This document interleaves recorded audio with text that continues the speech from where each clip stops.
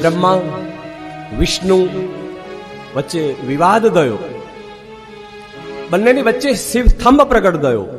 એ શિવ જે જ્યોતિર્મય હતા એ જ આ કાશી વિશ્વનાથ ભગવાન કહેવાયા અને એ અહીંયા જ પ્રગટ થયા. આ જ સ્થાન હતું, એ આ જ જગ્યા હતી. આનંદ કાનંદ વને વસંતમ. પણ સ્તંભ એટલો વિરાટ હતો, એટલો વિરાટ હતો, આકાશમાં કોઈ એનો અંત નથી, નીચે પાતાળમાં પણ એનો કોઈ અંત નથી, નીચે પણ. બંને જણા આશ્ચર્યચકિત થયા. આ સ્તંભનો અંત ક્યાં હશે એ શોધવા માટે બંને સંકલ્પ કર્યો. આપ સૌ જાણો છો કે આ તો નેતિ નેતિ છે, પણ બ્રહ્માજીને એમ થયું કે હું પામી લઉં. બસ આ જ તકલીફ છે, હું પામી લઉં, હું મેળવી લઉં, હું મેળવી લઉં, હું આટલું મેળવી લઉં, હું આટલું મેળવી લઉં.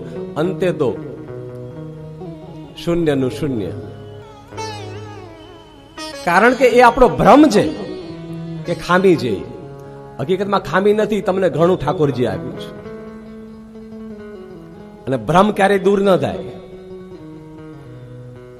આટલું મળે તો પૂરું કરું, આ વર્ષ હમણાં જવા દો, થોડું સારું વર્ષ આવે ને પછી આવતા વર્ષે હું કથાના યજમાન બનીશ, હું આમ કરીશ, આ અનુકૂળતા આવે તો આવીશ, આમ કરીશ, તેમ કરીશ. પડેલી વાર્તા છે ને કે કાચબાની પીઠ ઉપર એક સસલું બેઠું અને સસલાએ હાથમાં લાકડી રાખી અને હાથમાં લાકડીના છેડે એક ખોરાક બાંધ્યો અને પછી કાચબાની પીઠ ઉપર સસલું બેસી ગયું અને કાચબાને આમ પેલું દોરીથી લટકાવેલું પેલું ખાવાનું હોય ને એ બતાવે. કાચબો એને ખાવાનાને પકડવા માટે આગળ વધે. જેમ જેમ આગળ વધતો જાય એમ ખોરાક પણ આગળ વધતો જાય. બસ આપણી સૌની આ દશા છે. કાલે સુખી થઈશું, કાલે સુખી થઈશું, કાલે ભેગું થશે, કાલે. અને આમ કરતા કરતા તો કાળ આવીને કે છે તારા કાનમાં.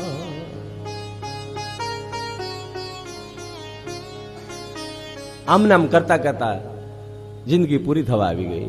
કાલે સુખી થઈશું, કાલે સુખી થઈશું. એવું છે જ નહીં કાંઈ. આજે જ તમે સુખી જ છો, આજે જ, અત્યારે જ અને અહીંયા જ. માણી લેજો વાલા, માણી લેજો. જીવન નેતિ નેતિ. બ્રહ્માજીએ સંકલ્પ કર્યો કે આને પામી લઉં. આકાશમાં ગયા. વિષ્ણુએ પણ સંકલ્પ કર્યો કે આને પામી લઉં, માપી લઉં. નીચે ગયા પાતાળમાં. વરાહ રૂપ લઈ, હંસ રૂપ લઈ બ્રહ્માજી ઉપર, વિષ્ણુ નીચે. હજારો વર્ષની યાત્રા કરી પણ અંતે કઈ ન પામ્યા. ઉપર ગયા ન પામી શક્યા, નીચે ગયા. આનો અર્થ એવો થાય તમે નીચે આવી જશો ને તોય નહીં પામી શકો. તમને એમ થાય કે બધું છોડી દેવું, હાવ ગરીબ થઈ જાવ, હાવ બધું આમ કે છોડી દેવું, હાવ નીચે આવતા રહો, તોય ભગવાનને ન પામી શકો, તોય બ્રહ્માંડનો અંત ન પામી શકાય, તોય સુખ ન પામી શકાય. ઉપર જતા રહો. ના ના, હું બહુ મોટો થઈ જાઉં, બહુ અહંકારી થઈ જાઉં, બહુ જ્ઞાન આવી જાય, મારા બહુ પૈસા આવી જાય, મારા બહુ સત્તા આવી જાય, હું મોટો રાજા થઈ જાઉં, તોય ન પામી શકાય. તો પણ આને ન પામી શકાય. કારણ કે નેતિ નેતિ જ્યાં વેદ કહે છે. તો શું કરવું? તો કરવું શું? ઉપર ન પામી શકાય, નીચે ન પામી શકાય. શિવજી કહે છે જ્યાં છો ને ત્યાં જ રહો, જ્યાં છો ત્યાં જ રહો. અને ત્યાં રહીને માત્ર એક જ કામ કરવાનું છે, પ્રભુને પોકાર પાડો, પ્રભુને પોકાર પાડો, પ્રભુની સાથે પ્રેમ કરો, પ્રભુનું પૂજન કરો, પ્રભુનું અર્ચન કરો, પ્રભુનું કામ કરો. ત્યાં જઈને તમારા કર્મનું મનોમંથન કરો, તમારા કર્મનું મનોમંથન કરો. તમે જ્યાં છો ત્યાં જ તમે પામી જશો, મેળવી શકશો. અટકો મત, ભટકો મત અને છટકો મત. બ્રહ્માજીને થયું કે જો પામી ન શકું તો મને કાલ ઉઠીને લોકો શું કહેશે. પણ આ બધાની તકલીફ છે, બ્રહ્માજીની એકલાની નહીં, બ્રહ્મ માનસ બધાની આ તકલીફ છે. કાલ ઉઠીને લોકો મને શું કહેશે કે આટલા બધા ઊંચાઈ પામી છતાં અંત ન પામી શક્યા, છતાં શિવને ઓળખી ન શક્યા. કઈક લોકો મેળામાં, એના કરતા એક કામ કરું, આમ કોઈને ખબર તો પડશે નહીં. કઈક એવું આમ વિચારતા હતા, એટલામાં એક ઘટના ઘટી. આકાશમાંથી ઉપરથી એક ફૂલ નીચે આવતું. આપ સૌ આ કથા જાણો છો વિશેષ. પણ ફૂલ હતું કેવડાનું પુષ્પ. કેવડાનું પુષ્પ ઉપરથી નીચે આવતું હતું. બ્રહ્માજી ઉપર જતા હતા અને વિચારતા હતા કે એવું શું રમત કરું. ત્યાં તો રમત મળી ગઈ હાથમાં. કેવડાના પુષ્પને ઉભું રાખી ઉપર ક્યાંથી આવે છે કે નેતિ નેતિ. એને પણ કઈ કહ્યું નહીં.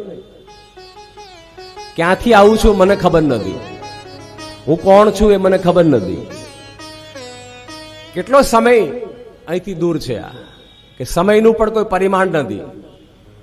આ તો કાળનો કાળ, મહાકાળ, આનો કોઈ અંત નથી સમયનો. કઈ જવાબ ન મળ્યો. બ્રહ્માજી કઈ વાંધો નહીં કહ્યું. કેવડાના પુષ્પને પૂછ્યું કે તું ભગવાનનું દર્શન કરીને આવે છે કે હા પાડવાની. શું કરવાનું તારે? ખાલી હા પાડવાનું. હા, આપણે દર્શન કર્યા. હવે પોતાને જોડી દીધા એની હારે. આપણે દર્શન કરીને આવ્યા. તારે કહેવાનું હા. હું કહું આપણે અંત પામી ગયા. તારે કહેવાનું હા. વગેરે વગેરે વાતો કરી અને લઈ એક પુષ્પ લઈને બ્રહ્માજી નીચે આવ્યા અને પાછા આવી અને પોતે જાહેરાત કરી દીધી કે મેં પાયો, ભગવાનનો અંત પામી ગયો, ભગવાનનું જ્ઞાન મને મળી ગયું, ભગવાનના દર્શન મને મળી ગયા. વિષ્ણુ ભગવાન આવ્યા, બંને જણા મધ્યમાં ભેગા થયા, દેવતાઓ ભેગા થયા અને બ્રહ્માજી એ કેવડાના પુષ્પને હાથમાં લઈ અને જાહેરાત કરતા કીધું, સાંભળો, ભગવાન આ શિવજી છે અને આ શિવલિંગ છે. આ શિવલિંગનો અંત આકાશમાં ક્યાં છે એનો અંત હું પામી ગયો છું. મને દર્શન થઈ ગયા છે ભગવાનના અને એના અંત ઉપરથી મને ખબર હતી કે તમે લોકો નહીં માનો, હું વાત કરીશ તો, એટલા માટે હું સાબિતી લઈને આવ્યો છું, ઉપરથી ફૂલ લઈને આવ્યો છું. સાક્ષી તરીકે આ ફૂલ છે કે ઉપરથી એના મસ્તક ઉપરથી પુષ્પ લઈને આવ્યો છું. કેવડાના પુષ્પને બ્રહ્માજીએ પૂછ્યું, બોલો હા. હા. કેવડાના પુષ્પએ કહ્યું હા.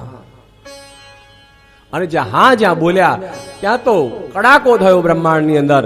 અને ભગવાન શિવજી બધું સહન કરી શકે પણ ક્યારે અસત્ય સહન ન કરી શકે.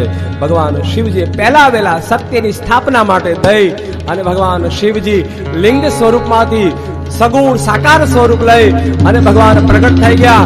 જટાજૂટ ભગવાન શિવજી પ્રગટ થઈ ગયા. ભગવાન શિવજી પ્રગટ થયા. બ્રહ્મદેવ બ્રહ્મદેવ અસત્ય મામ ભાષે. અસત્ય ના બોલો. ભગવાનના નેત્રની અંદરથી ભૈરવ પ્રગટ થયા.